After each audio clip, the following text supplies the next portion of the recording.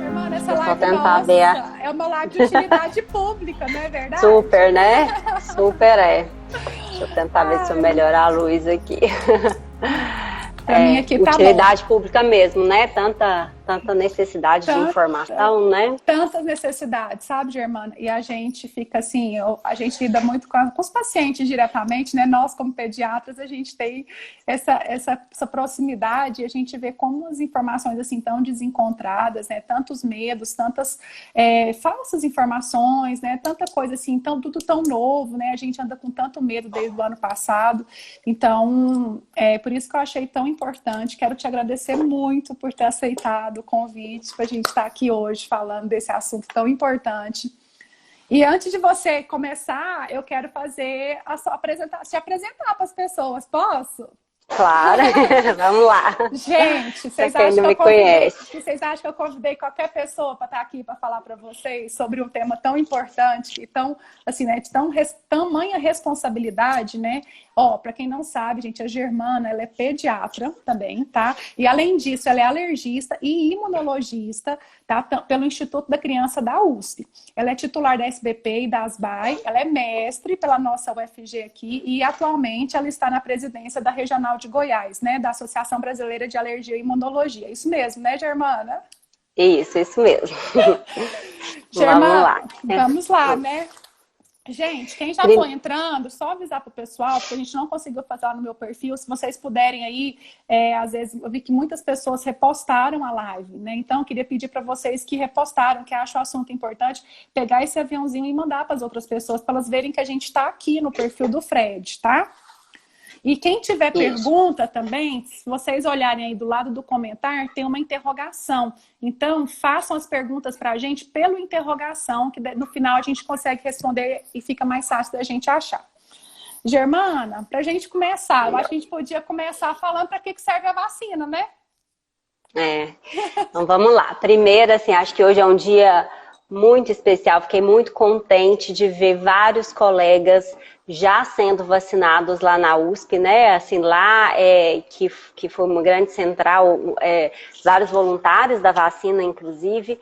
Hoje é um dia muito emocionante mesmo, a felicidade e a gratidão deles estarem participando desse momento muito ímpar para o nosso país. E aí, vamos lá. O que é vacina, né? Vacina é uma forma artificial da gente conseguir se proteger contra doenças, né? É uma forma, é uma possibilidade artificial em que a gente vai ter uma defesa e diante de um contato natural com algum agente, seja ele um vírus ou uma bactéria, a gente já tem um modelinho de resposta. Os nossos soldados já estão, para aquele bicho ali eu preciso dar tal resposta, né? E elas são muito importantes porque para vários patógenos, para vários vírus e para várias bactérias, a gente não tem defesa nenhuma, ou uma defesa muito incipiente, ou que demora muito. E aí esse estímulo inicial, que é a vacina, que já ensinou o exército a como agir, ou qual é a melhor defesa para aquele patógeno específico, ele já vai estar a ponto de bala a hora que o bicho de verdade entrar em ação. E aí, essa rapidez de resposta imunológica vai criar proteção. Não necessariamente a ausência de doença, mas principalmente proteção. Proteção contra casos graves, contra sequelas e contra morte, né? Que é o que mais importa. Oh, Germana, você falou uma palavra aí muito chave, que chama-se rapidez. O que a gente tem escutado muito? Muitas pessoas assim, inseguras com a vacina, porque, de fato, foi a vacina assim, mais rápida que foi liberada, né? A gente fez praticamente um ano. Então, assim, explica pra gente, porque as pessoas acham, Germana, que porque foi liberada tão rápido, essa vacina não foi testada, não foi feita, os testes. Então, explica por que aconteceu essa rapidez da vacina, por que ela foi liberada de uma forma tão rápida, diferente das outras. Primeiro fator é a necessidade, né? Nunca antes na história da humanidade houve uma necessidade de combater uma doença que se espalhou de forma rápida e global, tanto que é uma pandemia, né? Uhum. Então, essa necessidade criou uma colaboração mútua entre todos os pesquisadores, todos os laboratórios, agregando, somando conhecimento. Esse conhecimento, obviamente, não nasceu lá em janeiro de 2020. Esse conhecimento científico vem sendo acumulado ao longo dos anos, ao longo das pesquisas, né? Então, assim, a gente já sabia, por exemplo, desde o começo, que talvez o melhor alvo fosse a proteína spike, continua sendo esse alvo, porque já se estudava esse vírus antes, né? Obviamente não o SARS-CoV-2 especificamente, mas outros da família do coronavírus. Então, esse conhecimento científico aglomerado, associado a uma boa vontade mundial e a investimento financeiro, né? Então, as indústrias investiram pesado, os governos investiram pesado.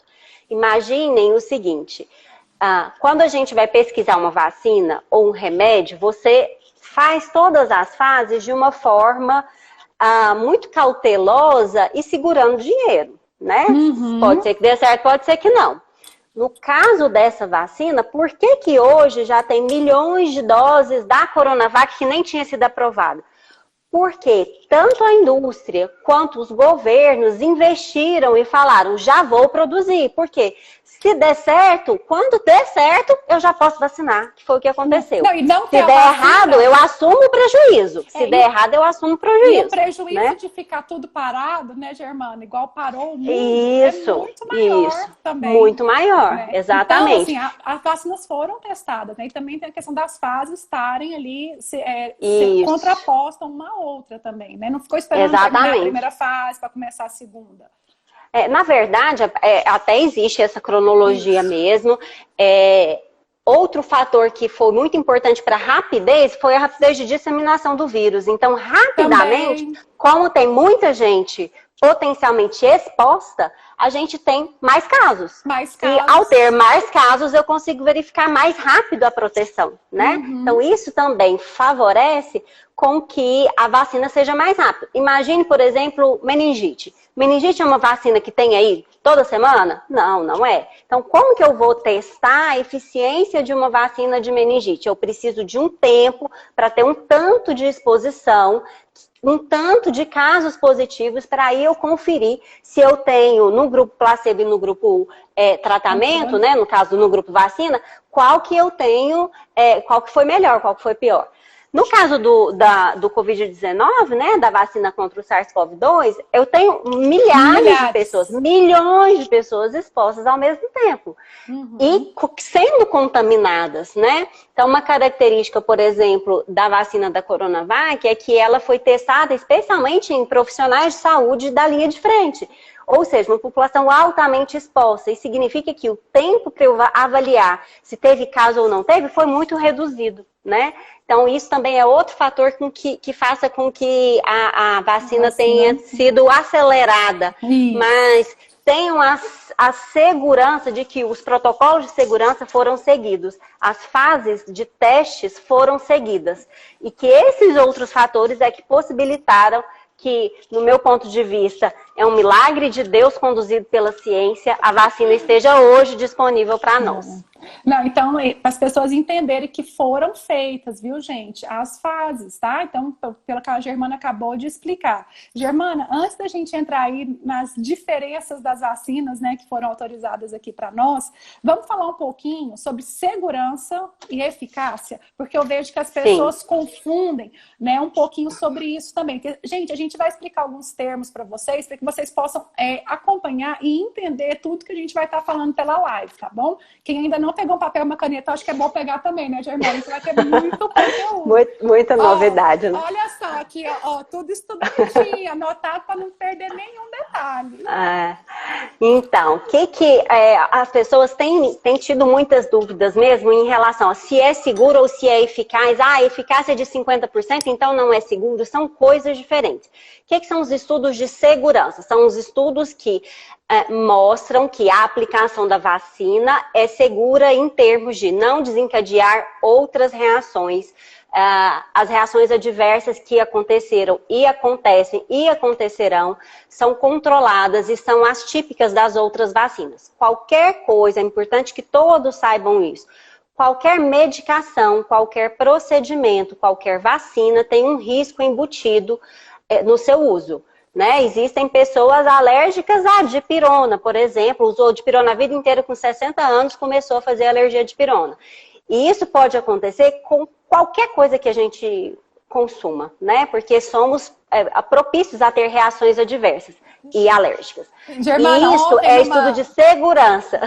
Aí, em relação a isso que você acabou de falar, ontem eu respondi uma pergunta, mas não vai ter risco nenhum. Eu falei assim, minha querida, até comer um bolo numa festa de aniversário tem risco, porque pode ter alergia ao corante. Exatamente, pode ter uma salmonelose lá. Isso, e aí hoje eu recebi uma pessoa no inbox, doutora, eu tive, e nem comi a parte da cobertura, foi só a faca que encostou. Tá vendo? Então, assim... Então, a gente tem que saber que corremos risco, né? Isso. Viver é correr riscos, né? Atravessar a rua é correr riscos. Exatamente. Então, existem riscos, mas esses riscos são calculados e eles são seguros. Então, a ocorrência de reações graves, especialmente com a Coronavac, ela não foi documentada a reação grave, né? A frequência das reações adversas, eu até coloquei lá no meu Instagram ontem a tabelinha lá da frequência. As reações adversas mais importantes foram febre, mal-estar, enfim, fadiga, né? Que é aquela preguiça, dor local, edema local, que são as reações comuns das vacinas. É importante que as pessoas saibam que, especialmente para a Coronavac, que é uma vacina de vírus inativado, que é a mesma que a gente usa para várias vacinas, e o risco de reação provavelmente é o mesmo para todas as outras vacinas, tipo vacina da gripe também. Uma coisa diferente é a gente falar de eficácia. O que é a eficácia? O que é a efetividade e eficácia? Eu recebi a vacina, e aí, que tanto que eu estou protegido? Então, essa eficácia da vacina é por volta de 50% em relação a pegar a doença. É esperado que seja um pouco menor mesmo do que as outras tecnologias, por conta justamente da plataforma utilizada, que é de vírus inativado, né? Outras tecnologias das outras vacinas, a Pfizer chegou a 95%, excelente. É muito melhor do que os 50% mesmo, mas não é o que temos para hoje, né? E a plataforma utilizada é diferente. O que é importante que as pessoas saibam é que 50% de eficácia ainda é muito. Quase 80% de proteção contra doença grave é muito. Praticamente 100% de proteção contra mortalidade, eu falo praticamente porque, na verdade, para esse dado específico, o P lá, que é um númerozinho que a gente coloca, não foi tão significativo, porque a quantidade de casos também foi pequena entre os placebos. Mas a proporção é muito provavelmente próxima a 100%, pelo menos. Os casos de morte. Certamente, os casos de morte. E certamente esse é o nosso objetivo. Então, qual deve ser o nosso objetivo em relação à vacina contra o SARS-CoV-2? O nosso objetivo hoje, causa em saúde geral, risco de segunda onda, vejam o que está acontecendo em Manaus. Qual tem que ser o nosso objetivo? Não é não ter a doença, é estar protegido de tal forma que nem ao hospital eu precise ir, de que todos os idosos estejam protegidos e não morram, né? Então esse hoje é o nosso objetivo. Uma coisa que eu não falei no começo, além de não ter te agradecido pelo convite, que eu falei, isso eu tenho que falar. Tudo que a gente falar nessa live diz respeito ao que a gente sabe até hoje. Isso, né? Então, hoje, né? Hoje é dia 19 de janeiro. Então, tudo isso é o que a gente sabe até hoje, até umas 6h30 da tarde, que foi quando eu dei a última pesquisada. Né? O que sai hoje às 10 da noite, eu já não me responsabilizo. Germana, é importante a gente falar isso, porque ontem eu fui dormir mais cedo. Então, até umas 5 horas, 4 e pouco, 4 horas da tarde, que foi mais ou menos, acho que 3 e pouco, a hora que eu olhei a última revisão, tinha uma nota, principalmente sobre a gestantes e lactantes, nós vamos falar daqui a pouco. No final da tarde, a Febrasgo lança outra nota. Então, assim, os stories ainda estavam correndo entrando com uma informação e a gente já tinha outra. Então, a gente precisa deixar isso muito claro em relação à data, tá, gente? E se tiver alguma mudança, a gente se compromete a vir aqui e contar para vocês. Atualizar. Isso. Gente, eu tô vendo algumas pessoas porem perguntas aqui nos comentários. Vou pedir para vocês não porem aqui no comentário, porque eu não vou conseguir ver. Tá vendo essa caixa, esse pontinho de interrogação do lado do comentário? Façam as perguntas ali, porque elas ficam todas ali e depois eu consigo localizar mais fácil, tá? Então, a gente já falou de segurança e eficácia, certo? Agora, Germana, conta para nós, porque foram aprovadas pela Anvisa 2 vacinas para nós aqui no Brasil, apesar de a gente só ter uma por enquanto. Então, explica um pouquinho a diferença para as pessoas poderem entender. Tá, então vamos lá. A vacina, a Coronavac, que é a que está atualmente disponível, aprovada e disponível, que a vacinação já começou, ela é uma vacina... É o que temos para hoje. Por enquanto, é o que temos para hoje. Então, vamos falar muito mais sobre ela. Mas a Coronavac, que é feita pelo Instituto, foi, né, uma parceria com o Instituto Butantan, e a empresa chinesa, que é a Sinovac, ela é uma vacina de vírus inativado. O que significa isso? Que não tem vírus vivo, que quem toma vacina não pega o vírus pela vacina. Pode pegar de outra forma, né? Afinal de contas, a eficácia é de 50%. Mas a vacina não causa, não tem risco nenhum de causar a própria doença, né? Então, é uma tecnologia muito segura, porque é o tipo de tecnologia, um dos tipos mais antigos que a gente mais usa.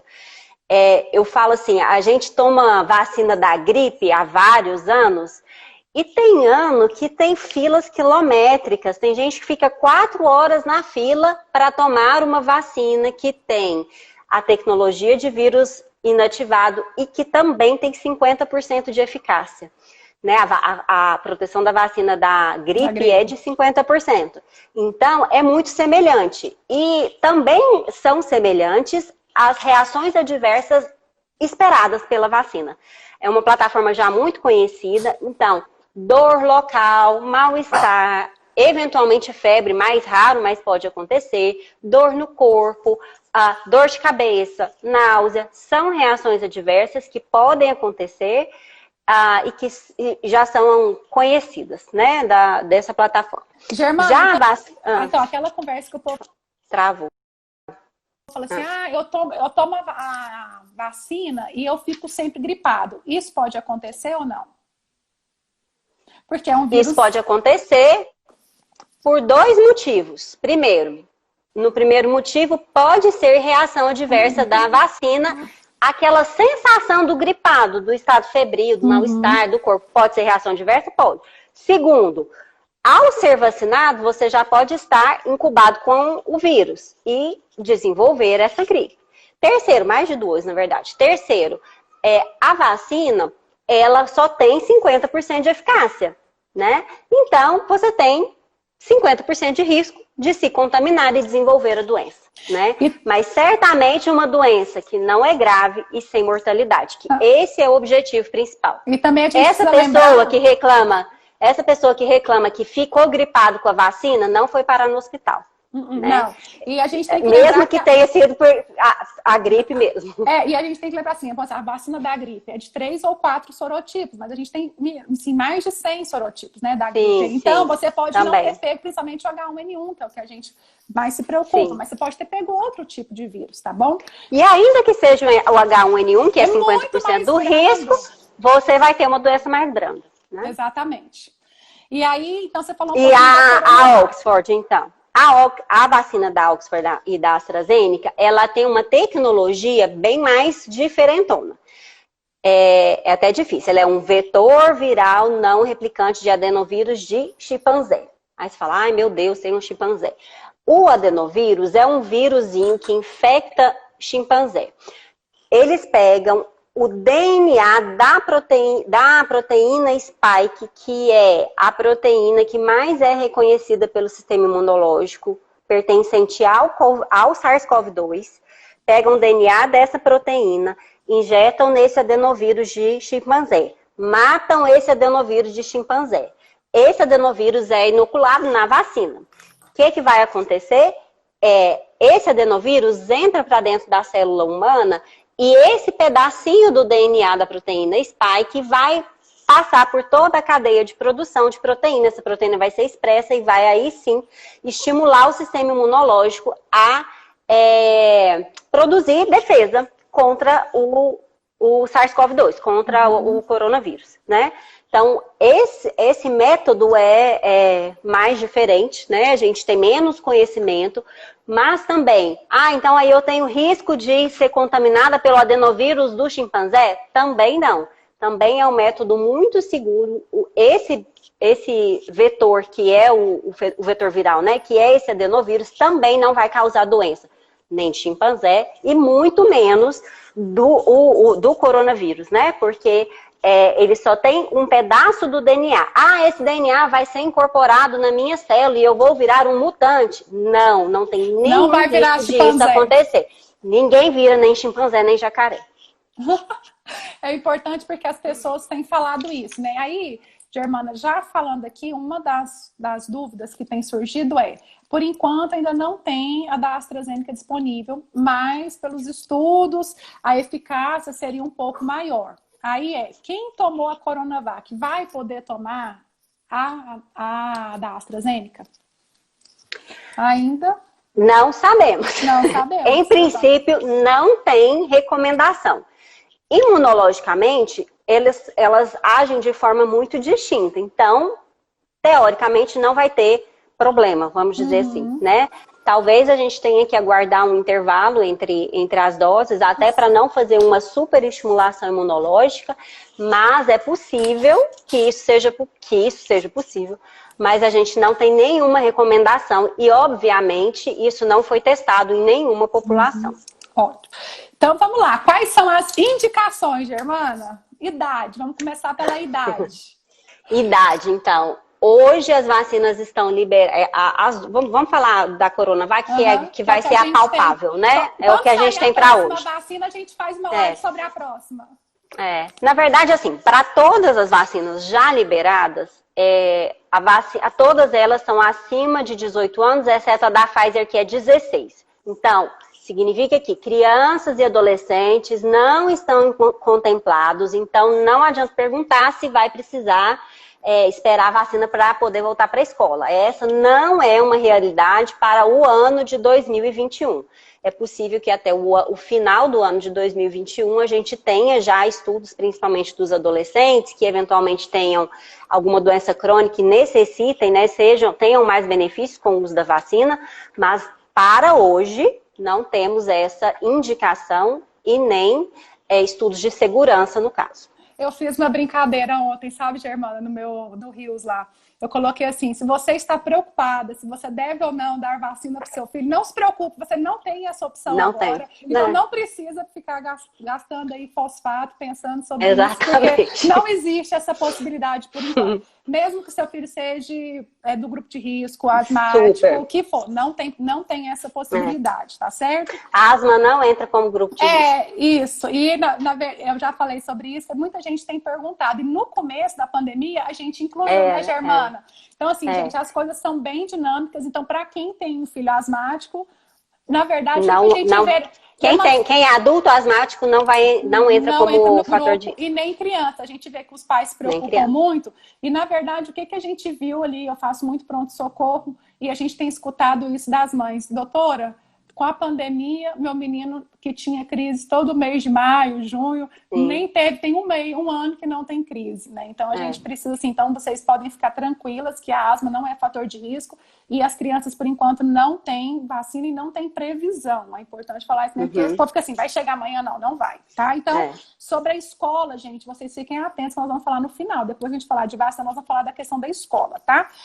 Germana, polêmica de ontem para hoje, notícia aí que começou de um jeito, ontem à tarde a Febrasgo mudou. Conta um pouquinho para a gente aí o que ficou a questão de gestante e lactante. Lactantes são as mulheres que estão amamentando, tá certo?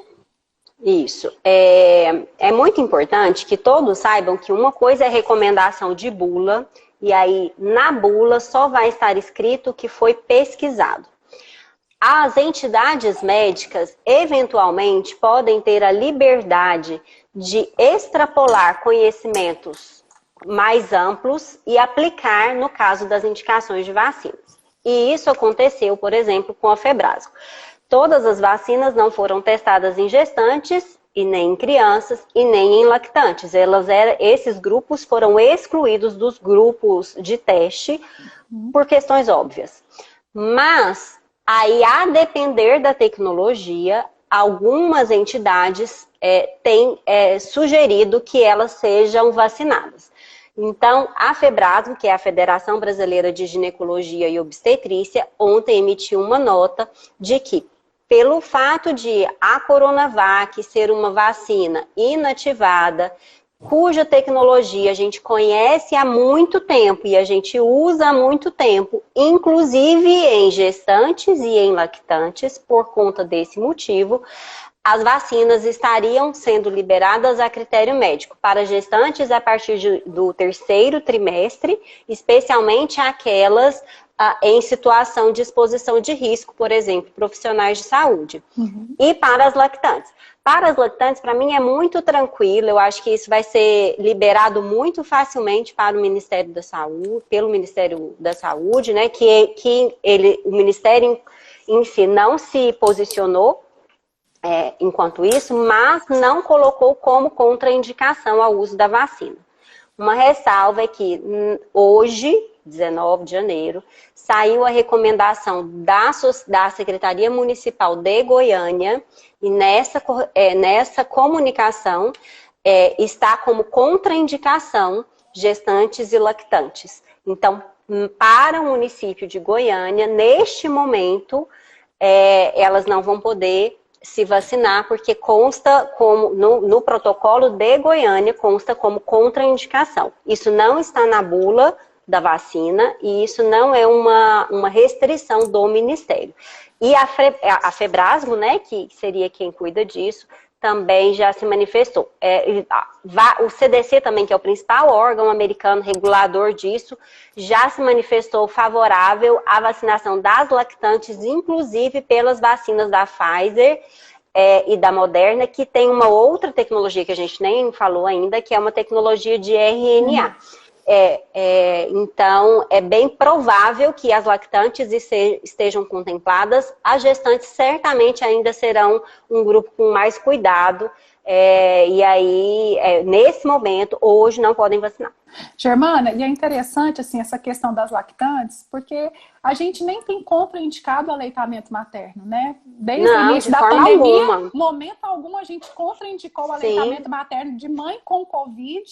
Assim, não faz sentido não vacinar. Não faz nenhum sentido. Eu não consegui assim, entender, não tem muito motivo. Não faz sentido. E mesmo para gestante com a vacina inativada, elas vacinam, elas são um grupo prioritário para vacinar para gripe, por exemplo, que é a mesma tecnologia, né? Então, é bem provável que isso mude em breve. Ok. E aí uma outra pergunta, Germana. Quem já teve Covid? Pode ou não vacinar? Deve ou não vacinar? Como que fica aí para quem já teve? A gente não tem essa resposta em relação ao quando, com certeza. Deve vacinar sim, porque a gente não tem certeza da duração da imunidade pela infecção natural, especialmente nos casos assintomáticos e leves, né? Então, aqueles casos moderados e mais graves, certamente fizeram uma resposta imunológica mais robusta. Até porque os casos graves não são por baixa de imunidade, sim por excesso de imunidade, né? Então, isso a gente já sabe. Agora, os casos assintomáticos e leves podem ter tido um fraco estímulo do sistema imunológico. Hoje a recomendação é de que se espere pelo menos 4 semanas após o diagnóstico da infecção pelo Covid. Algumas sociedades têm recomendado esperar 3 meses, né? Por que isso? Até pela vigilância das reações adversas da vacina. Então a gente sabe que o Covid pode ter, a doença Covid pode ter efeitos tardios. Na pediatria mesmo, né, a síndrome da resposta inflamatória sistêmica, ela é tardia, ela não é na instalação da doença, ela é tardia.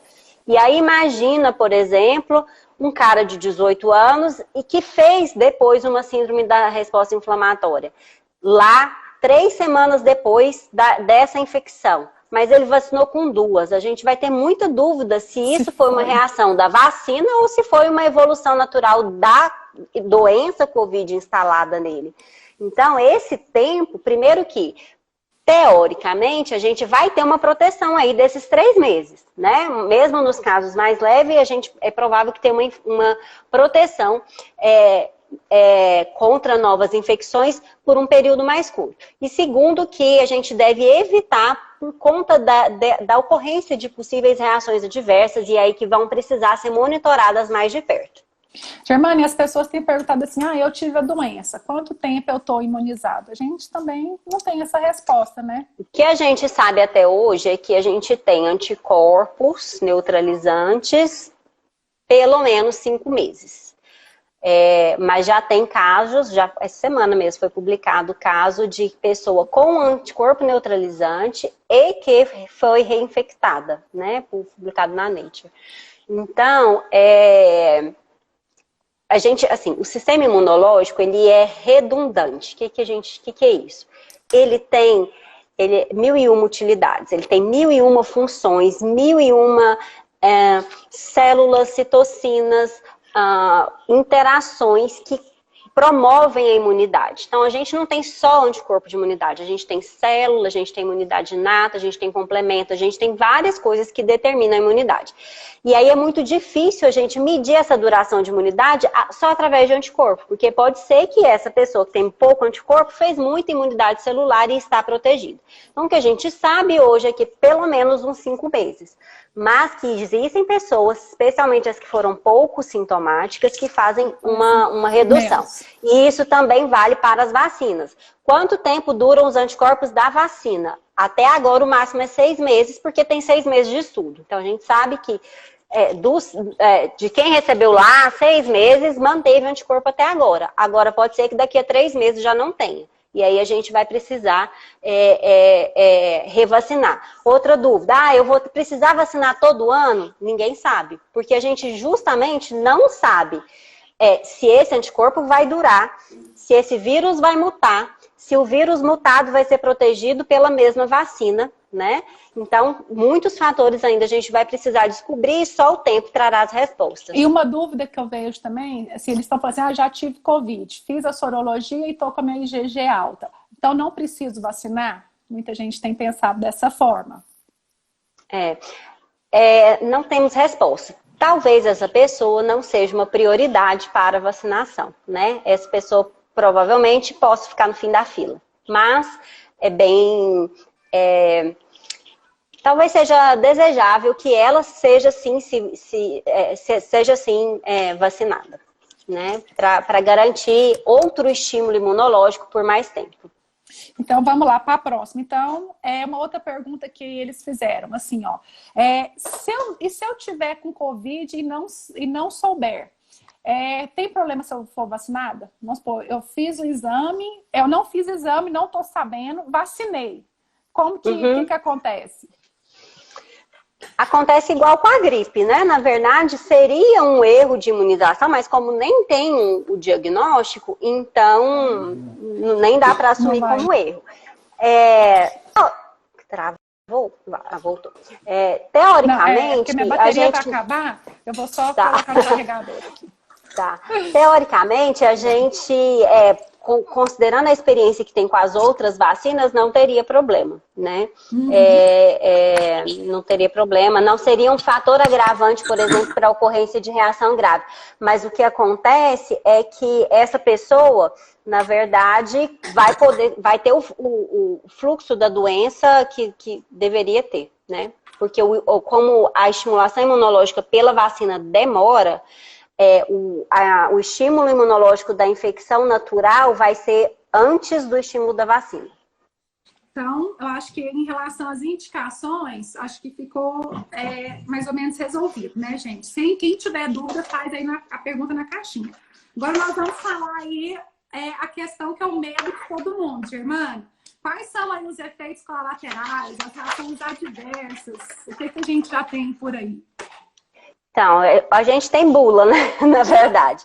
Então, mas, assim... irmão, se a gente for ler bula, a gente não toma dipirona, a gente não toma nenhum remédio. Aí uma seguidora colocou assim pra mim, Se a gente lê, então, a bula do anticoncepcional, piorou. Aí que não toma Vixe, nada. piorou mesmo, que é até trombose. Até Nossa, trombose antes da hora. eu tive que tirar o fone, tá muito ruim? Não, tá ótimo, Então tá ok. Tá. Então, assim, o que temos de dados por enquanto é dado de bula, né? E na bula, felizmente, não consta nenhum dado ruim, vamos dizer assim, né? Eu vou até dar uma lida aqui do que aconteceu nos estudos de fase 3. Então, a reação mais comum foi dor local, depois náusea, diarreia, dor de cabeça, mal-estar, tosse, prurido, né, que é coceira, nariz escorrendo, dor de garganta, congestão nasal, ou seja, simula uma gripe, assim como a vacina da gripe e assim como a própria doença. Coceira, vermelhidão, edema local em duração, né, que é quando fica o duro mesmo no local da vacina. Calafrios, diminuição de apetite, reação alérgica, tontura, local ficou com hematoma, roxo, um desconforto nos membros. Então, todas as reações descritas em bula, que são as reações que a gente conhece até agora, são reações fáceis de se manejar, né? São manejáveis com sintomáticos. Nada extraordinário. Hoje em dia a informação corre muito, né? E a população ficou muito alerta em relação à divulgação de casos de reação anafilática que aconteceram lá no início com a vacina da Pfizer. Como a gente falou no começo, qualquer coisa que a gente toma pode dar alergia e as vacinas também. Então, existem pessoas que têm reações alérgicas à vacina? Existem. Elas são da ordem de um evento muito raro, mais ou menos de 1 para 1 milhão de doses, né? O que é bastante raro. Quem não deve, e aí entra como contraindicação, quem não deve tomar, quem tem antecedente de reação adversa a algum dos componentes da vacina. O mais alergênico de todos seria o hidróxido de alumínio, que mais dá reação, nem é uma reação alérgica, mas assim, verdadeiramente alérgico. Mas o hidróxido de alumínio é um que está mais associado a isso. Mas essa vacina não tem nenhum componente de antibiótico, que é comum a algumas vacinas, né? Então, algumas vacinas têm, por exemplo, neomicina, e aí quem é alérgico a antibiótico não pode tomar. Essa vacina não tem conservante, tipo timerosal, que várias pessoas são alérgicas e aí tem restrição de tomar. Essa vacina não tem nenhuma proteína alimentar, então não tem nem leite nem ovo. Então, para quem é alérgico alimentar e às vezes tem medo por já ter tido uma reação alérgica à vacina, sei lá, da febre amarela, porque é alérgico a ovo. Então, não é o caso dessa vacina, né? Mas é sempre possível fazer. Do ovo, de medicamentos, então não tem problema, viu, gente? Tem o risco igual da população geral, né? Agora, quem já tem antecedente de reação à vacina e souber o componente específico ao qual é alérgico, vale a pena ler na bula quais são os excipientes utilizados nela. Exatamente. Então, vamos lá. Aqui, uma pessoa me perguntou, será obrigatória, Germana, essa vacina? Não, né? A gente costuma falar na pediatria que todas deveriam ser, né, Germana? Você... Gente, assim, eu acho que essa polêmica que teve aí, que quem não vacinasse não ia sair de casa, não ia ter passaporte, não ia... essas coisas, mas por enquanto a gente não tem essa informação ainda, até porque não tem vacina para todo mundo, né?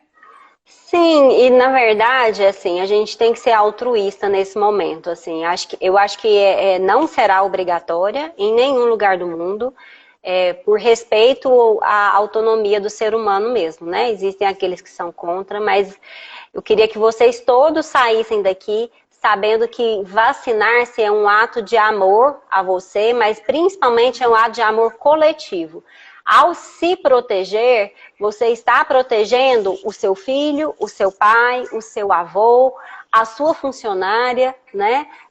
Toda uma rede. Porque se você não fica doente, você por si só diminui o risco deles também ficarem, né? Então, a obrigação é da consciência, né? Eu acho. A vacinação é um ato de amor à humanidade. Nada ou poucas coisas, né? Poucas terapias revolucionaram a história da humanidade como as imunizações, né? Se hoje a gente tem tantas doenças controladas, né? As pessoas não têm essa noção. Quando eu fui residente, eu vi criança morrer de catapora, eu vi criança morrer de rotavírus, porque essas não eram vacinas do Programa Nacional de Imunização. Isso é muito triste, né? Eu já fiz acesso intraósseo, que é quando a gente pega uma agulha desse tamanho e tem que enfiar no ossinho da criança para fazer a hidratação, porque ela não tem acesso de jeito nenhum de tão desidratada por uma rotavirose, né? E hoje em dia a gente não vê isso mais. Eu já fiz uma. A gente não vê, né? Eu já fiz mais. Nunca mais. A gente não vê isso mais, né? E as pessoas mais jovens, como não vivenciaram isso, elas têm essa dificuldade de enxergar. E isso é uma história muito recente, né? Então a gente não pode perder, a gente tem que saber que vacinar é um ato de amor, né? Certamente eu serei vacinada antes que o meu pai, por ser profissional de saúde, e apesar de eu querer dar a minha dose para ele, eu sei que eu também ou estarei protegendo. Se eu estou protegida, ele também estará. Né? E é interessante isso, sabe, Germana? Às vezes a gente... Vou falar do H1N1, porque era uma coisa que a gente pega muito, é muito, assim, o H1N1, o paciente piora ali na sua cara, e muito rápido, né, e muito grave. E muitas vezes, assim, era muito triste quando a gente perguntava pro pai ou pra mãe, assim, lá na emergência, menina indo pro oxigênio, pedindo vaga de UTI, aquela tristeza. E eu falei assim, mas como é que tá a vacina? Ah, eu não dei a vacina. Então, assim, você via ali, porque já tem toda a dor do momento, do sofrimento, mas aquele remorso, assim, poxa, tinha alguma coisa que eu poderia ter feito e eu não fiz. Então, assim, para colocar o menino na cadeirinha do carro, se Deus do livre acontecer um acidente, você vai chorar pela dor do que aconteceu, mas não com a culpa. Você fez sua parte. Você poderia ter feito um pouco mais, né? Eu acho que vale a pena a gente ter essa reflexão também. Vamos lá, aqui a gente já falou. Questão de vacina no privado, Germano, na rede particular. As pessoas têm perguntado isso também. Como é que tá aí? Você tem sabido? Eu sei que vários laboratórios têm tentado, né, feito pedido pelo menos, mas não existe uma programação e não deve existir, né? As pessoas, apesar da gente querer muito, a gente tem que voltar lá na primeira fala que a gente teve, para que serve vacina? Então, a pandemia está devastando o mundo. Existe um acordo mundial de que o que vai prevalecer é o bem público. E o que é o bem público hoje? É a proteção de quem é grupo de risco. É a proteção dos idosos. Por que está começando a vacinação aqui em Goiânia hoje, ontem, né? Teve lá. Por que está começando a vacinar os idosos institucionalizados? Porque são eles que morrem mais, né? Não é uma realidade tão nossa, mas é uma realidade muito importante da Europa, né? Então, as casas de idosos que têm centenas de idosos lá, eles têm que ser mais protegidos. E aí, por isso que tem a escadinha de descida de idade. Porque como a mortalidade aumenta conforme a idade, eles que têm que estarem mais protegidos. Então, no mundo inteiro, existe um compliance das grandes empresas de que a prioridade é a vacinação do público. É o fornecimento para os governos vacinarem conforme as prioridades que eles estabelecerem. Isso é uma orientação da Organização Mundial de Saúde e certamente vai ser obedecido, pelo menos nesse início, pelas grandes empresas, né? Vou lá para Miami vacinar da Pfizer, será que eu consigo? Não consegue. Então, hoje não está à venda lá, né? Eu vi o pessoal falando da vacina da Índia, algumas clínicas particulares olhando da Índia, não sei se você viu alguma coisa sobre isso também. Eu ouvi sobre isso também. Também é uma vacina de vírus inativado, muito semelhante à Coronavac, que ainda está em fase 3, não tem dados de eficácia publicados. Mas as empresas estão fazendo o que o nosso governo deveria ter feito antes, né? Já se preparar para quando for possível receber essas doses. Já poder comprar. Gente, eu acho que aqui o que a gente tinha programado de vacina já foi, né, Germana? Você tem alguma coisa já, deixa eu ver se eu anotei alguma coisa aqui. Então, ó, eu vou colocar as perguntas. Ó, gestante pode tomar a vacina? Ludmila, então Não. já responder. Ó, gestante pode tomar a vacina? Não. Então, aqui. Vamos para a próxima. Deixa eu ver se aqui. Não, essa aqui é da escola, daqui a pouco a gente faz ela. Quem já teve. Aqui, ó. Quem já teve espasmo de glote devido à alergia na hora da vacina, qual vacina, qual que era o componente, né, Germana? Depende da alergia, né? Se fez isso por uma alergia da proteína do leite, um castanho, camarão, não. Na verdade, as pessoas sabidamente alérgicas, existe uma recomendação de que as pessoas muito alérgicas, existe uma recomendação de que elas fiquem em observação por 15 a 30 minutos na unidade de saúde, mas não é contraindicação para receber a vacina. A contraindicação é antecedente de reação adversa aos componentes da vacina. Aqui, quais os riscos e indicações para pessoas de 97 anos, hipertensa cardíaca, vixe Maria, diabética e com câncer de mama? Acho que não tem como, eu não vi nada falando o máximo de idade, até tantos anos. Não tem máximo de idade. Eu vi uma coisa muito interessante,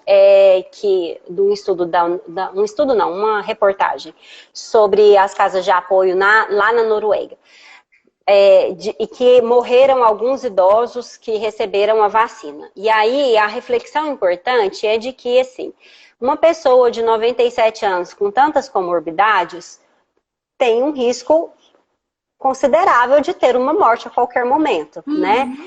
E que se pegar o Covid, esse risco é muito alto, né? A reação adversa da vacina, sendo essa, pode ser um fator precipitador de piora dessa condição?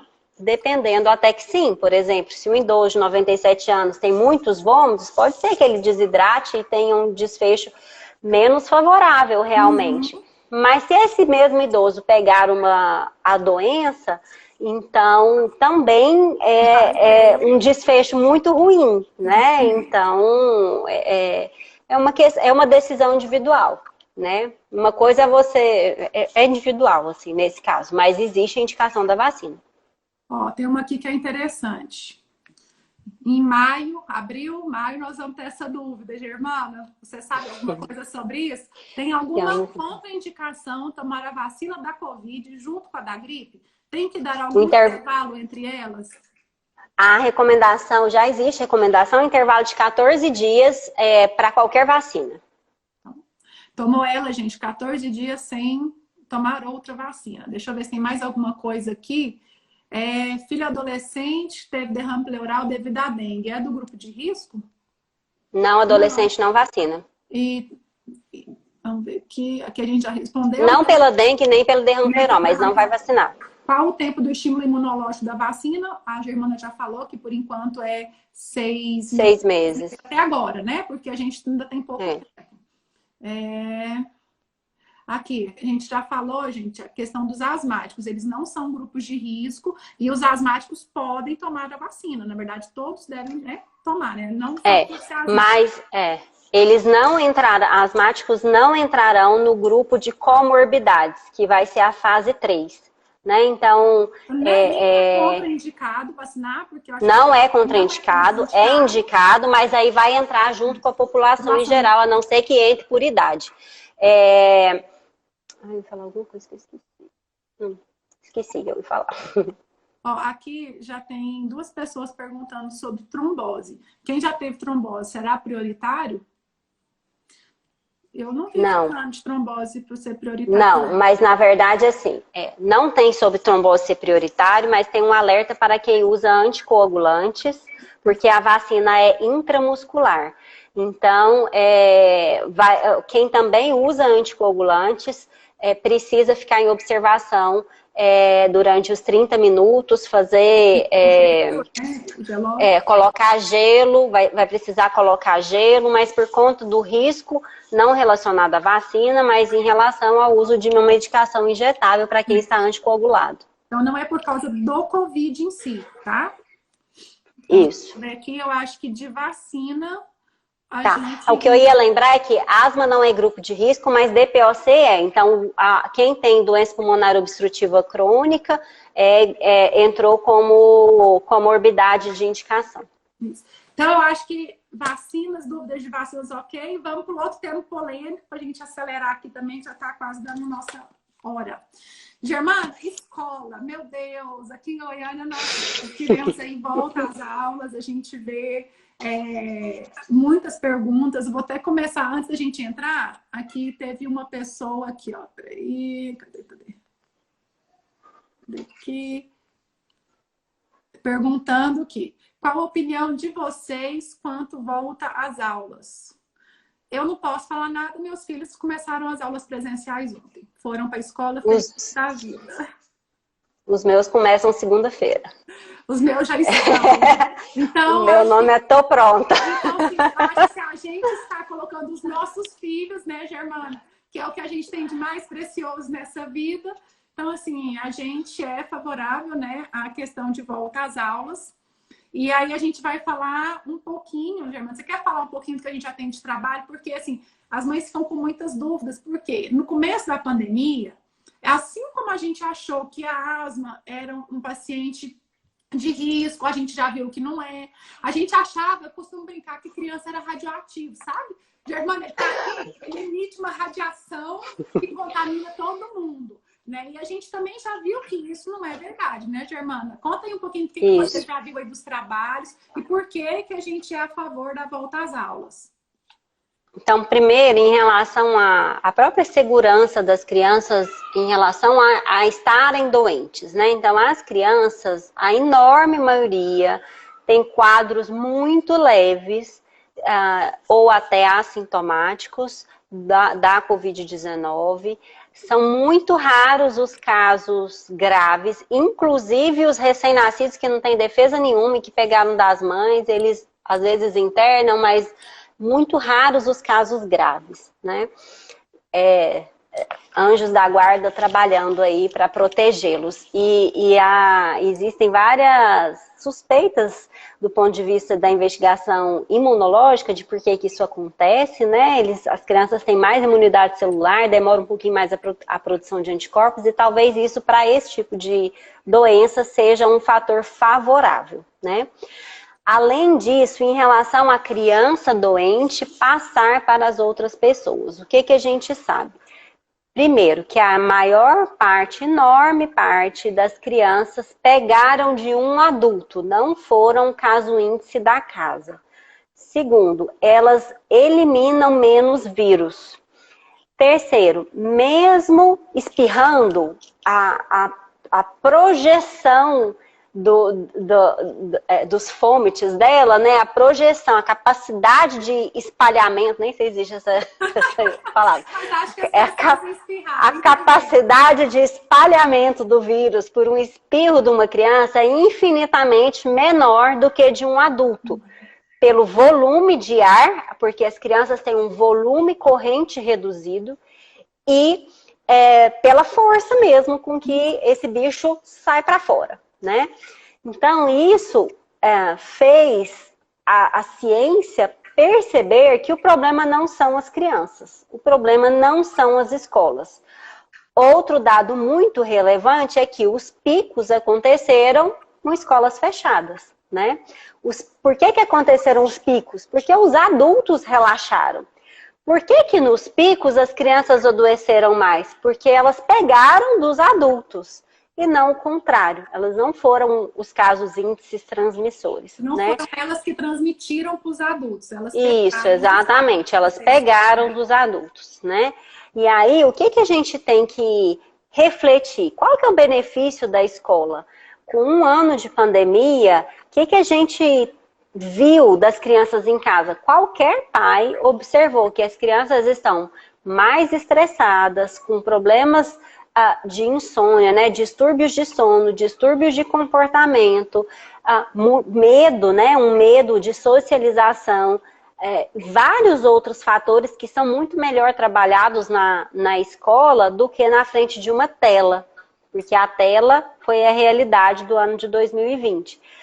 além da deficiência, da educação pela tela, esse estímulo da tela é muito prejudicial para vários fatores cognitivos e especialmente sociais.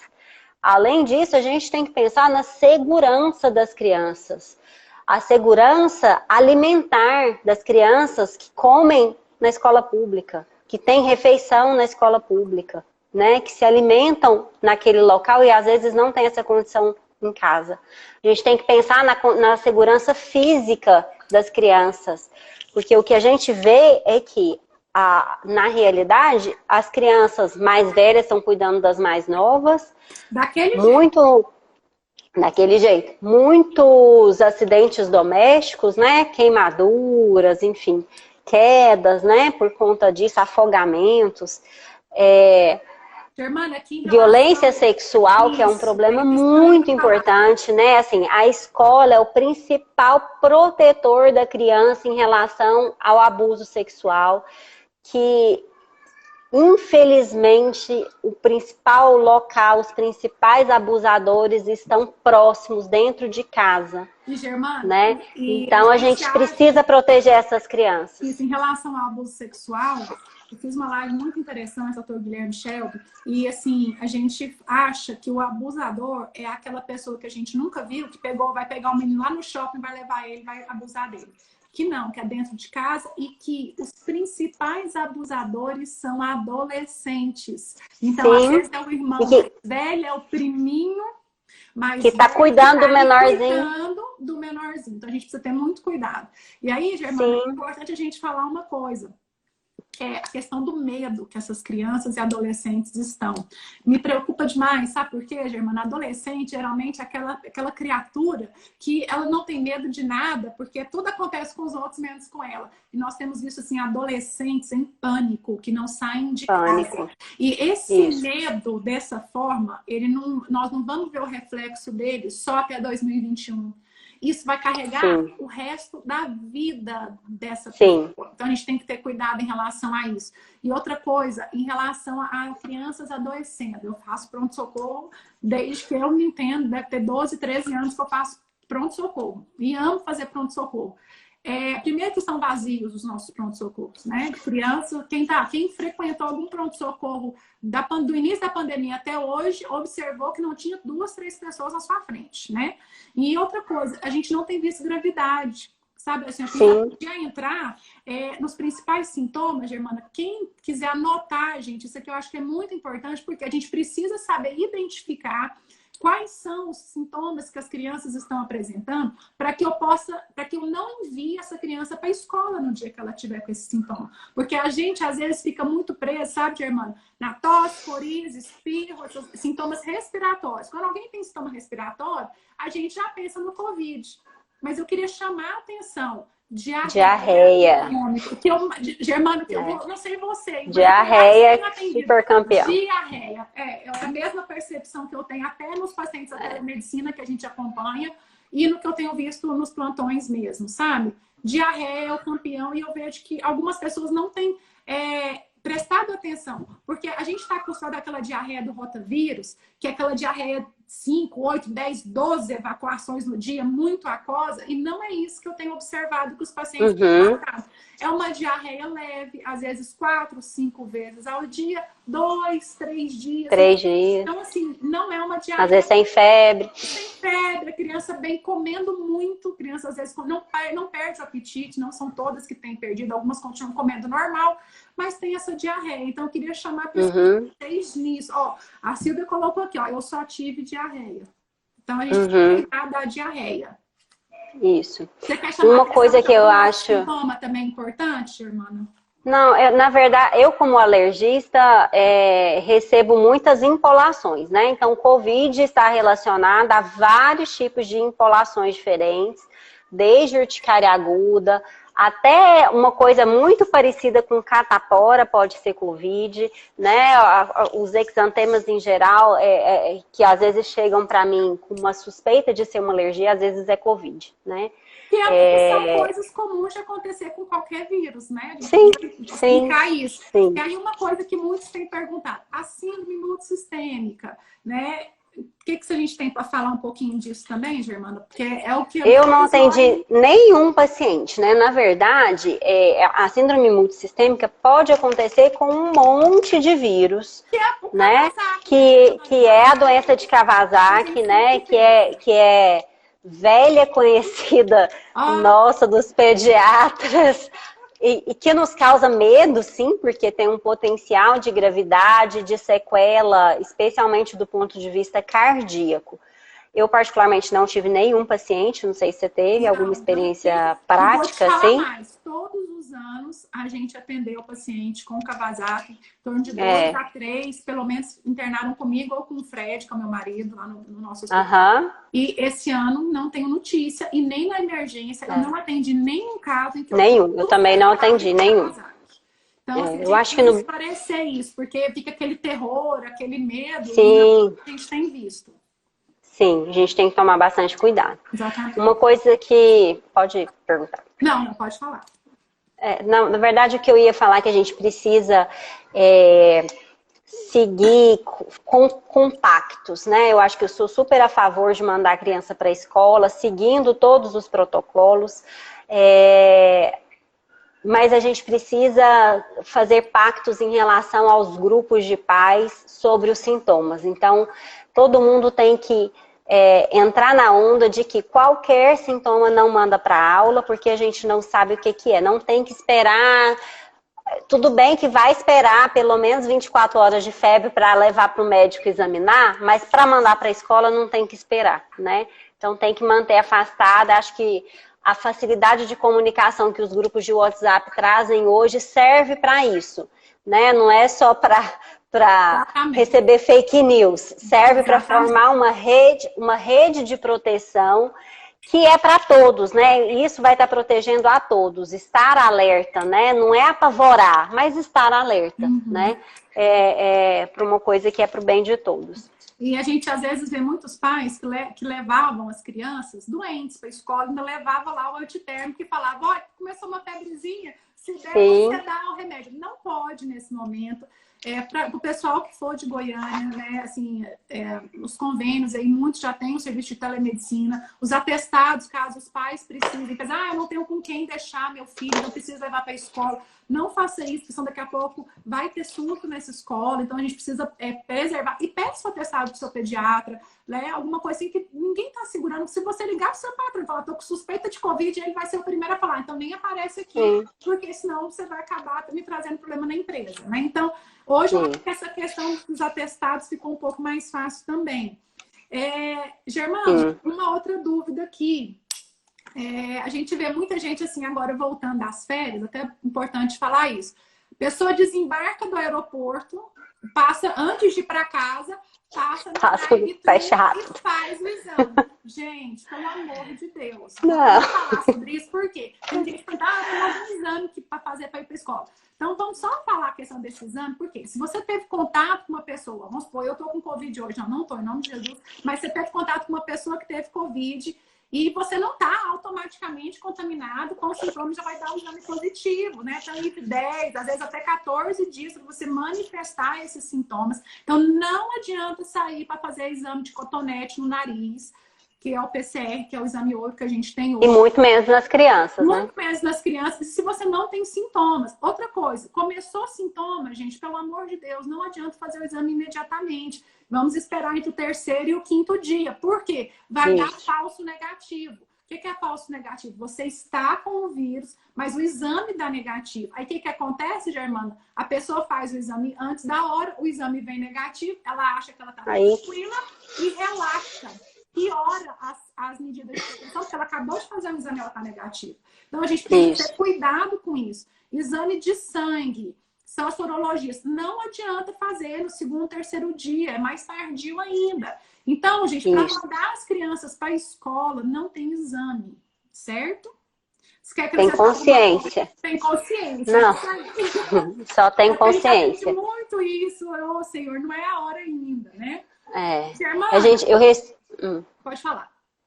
Eu ia falar que eu recebo muita dúvida, assim, mas eu tenho grupo de risco em casa e tal. E aí, assim, a gente tem que ser consciente Não adianta não mandar para a escola e a criança brincar na rua, descer para brincar no prédio com todas as outras crianças, né? O benefício dela ir para a escola, é melhor você mandar para a escola e aí de manhã e à tarde ela brinca em casa, do que você continuar mandando para descer pro parquinho do prédio, enfim, para brincar com outras crianças que você não tem esse controle, você não vai saber quem adoeceu, quem não adoeceu, né? E ainda está perdendo a oportunidade do convívio na escola, né? Então, eu acho que para a gente já falou de transmissão, dos exames, alguns cuidados básicos, Germana, só para a gente estar orientando e encerrando essa parte, vou ver se tem alguma pergunta muito interessante aqui para a gente encerrar a questão das escolas. Quais são as recomendações? Vou mandar meu filho para a escola. Eu achei super legal na escola dos meninos. Gente, sempre mandar de máscara, óbvio, mas sempre mande uma ou duas máscaras reserva. Né? Porque o menino é uma benção, vai beber água, molha tudo, cai, pisa no chão. E eu achei legal na escola, eles estão pedindo para as crianças trocarem de máscara após o recreio. Então, chegou do recreio para uma máscara limpa. Achei interessante isso lá na escola deles. Na escola dos meus meninos, eles já tinham voltado, né? Em novembro eles voltaram e já estava bem controladinho. É assim também. Então, na hora, o lanche é individual. Uma coisa importante é que o lanche não seja coletivo. Na escola dos meninos o lanche é dentro da sala de aula, então não está misturando na cantina, enfim, no refeitório, para diminuir mesmo a comunicação entre turmas, né? Eles estão restringindo o contágio das crianças para cada turminha, né? Então, só tem contato com aquela turminha. E o que isso já diminui bastante essa coisa, né? Não tem mais recreio com todo mundo. Outra coisa é a troca de máscara, que na verdade é obrigatória. Quando a gente pensa que a gente tem que trocar de máscara a cada 2 horas, 3 horas, as crianças também têm que trocar de máscara, colocar uma máscara limpa nesse intervalo, que vai ser mais ou menos o intervalo da hora do recreio. Uma dica, eu esqueci de separar para mostrar, mas depois eu ponho nos stories. Eu tenho uma sacolinha que ela de velcro, ela é de um lado você põe a máscara limpa e depois você põe a suja. Eu acho que é uma coisa super fácil que as crianças mesmos conseguem. Mandar um álcool em gel separadinho. Mandar, no meu caso, que as crianças são pequenas, eu mando 2 máscaras limpas, porque às vezes cospe, molha, enfim. Então, é importante reforçar a lavagem de mãos. Acho que as escolas têm feito esse treinamento mesmo das crianças. A minha filha, esses dias, sabe quando você suja a mão assim, vai lá na pia e só dá uma aguinha assim para tirar aquela mãe, você tem que lavar a mão assim, aqui no punho, né? Me ensinando a lavar a mão. Então, eles estão muito bem treinados. Se nós fizemos como pais um bom serviço de março do ano passado para cá, os nossos filhos sabem ficar de máscara e sabem lavar as mãos, né? Lógico que o menino de 2 anos não, né? Mas a gente... Mas o meu tem 3 e faz. O meu tem 3 e faz certinho. Eu acho que, assim, as crianças são muito adaptáveis. E aí basta criar essa rotina que elas vão se sair super bem. Não, eu vejo a gente fez uma viagem em julho e o pessoal que estava com a gente, um menininho de 3 anos e o Samuel, meu, de 6, né? Eles foram os que menos deram trabalho em relação à máscara. A gente vê como... Eu acho que para nós adultos tá muito mais difícil ficar de máscara do que para eles, né? Eles já estão ali ambientados. Então, a gente falou, já falou então da máscara, da lavar a mão, do distanciamento, do álcool. E uma coisa importante também que eu acho é todo mundo levar a sua garrafinha de água, né, Germana? Para evitar os bebedouros, né? A maioria das escolas já é assim, mas vale reforçar. Isso.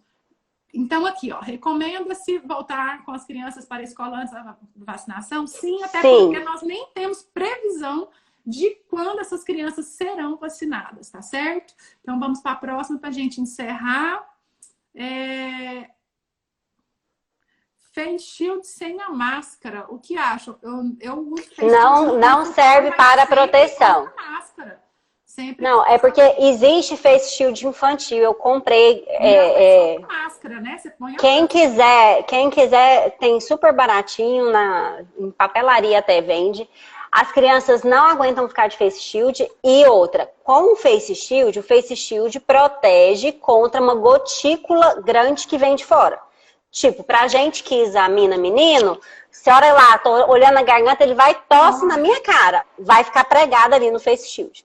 Agora, o risco de transmissão vai estar no ar também, né? Então, a criança precisa usar a máscara e não precisa usar o face shield.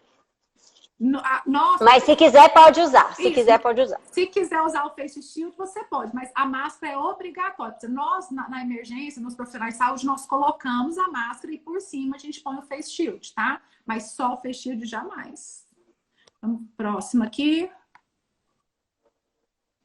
Aqui, quando que a gente acha que voltariam às aulas 100% presencial e apenas no sistema híbrido?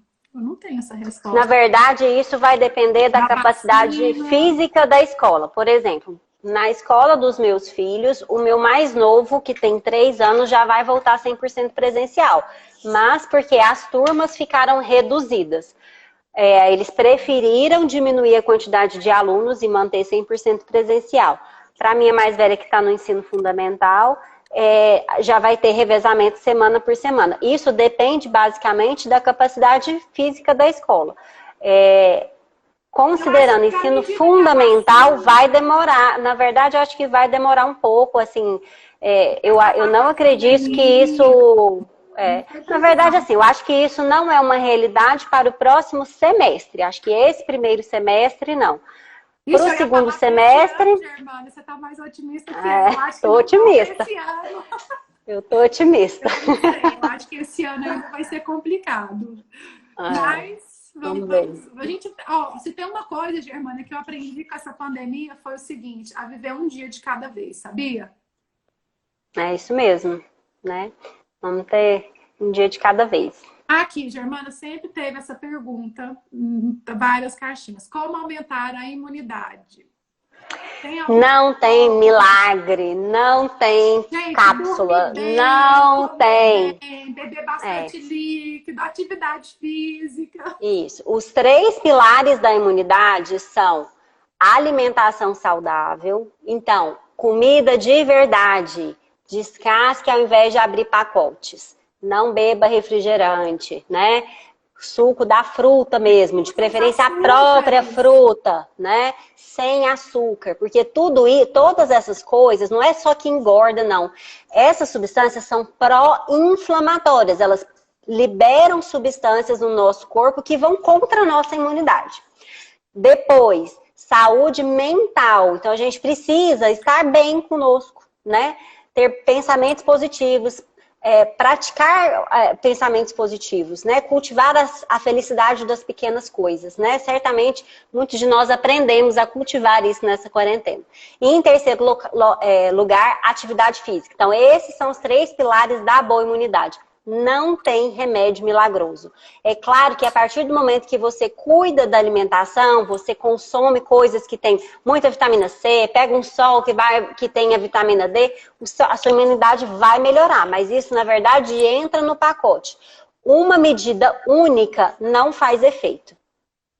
E, Germana, às vezes a gente fala assim, a importância da saúde mental e as pessoas, a gente estão preocupadas porque os idosos estão tão isolados, né? E as crianças com tanto medo, tão ansiosas, crianças às vezes com depressão, a gente tem visto aí porque o número de suicídios aumentando, as pessoas não sabem que isso acontece, gente, mas vou dar um dado para vocês. Não é permitido ficar divulgando o suicídio, tá? Por quê? Porque você pode estimular quem está pensando sobre isso. Então, não é porque não acontece, é só porque não pode ser divulgado, mas tem aumentado muito, inclusive entre os adolescentes. Então, a gente precisa, basta você pegar aquelas pessoas que estão em tratamento de câncer. Quantas pessoas, às vezes, têm um câncer com uma boa resposta, mas ficam tão deprimidos que acabam evoluindo tão ruim. E pessoas que, às vezes, têm ali uma chance tão pequena, mas são pessoas, às vezes, com uma questão emocional tão boa que supera aquilo ali. Então, a gente precisa lembrar disso. E, Germana, nesse tripé seu, eu gosto de pôr mais um. Posso pôr 4? Não, eu acho tão importante o sono, Germana. A gente vê as crianças hoje dormindo meia-noite, 1h da manhã.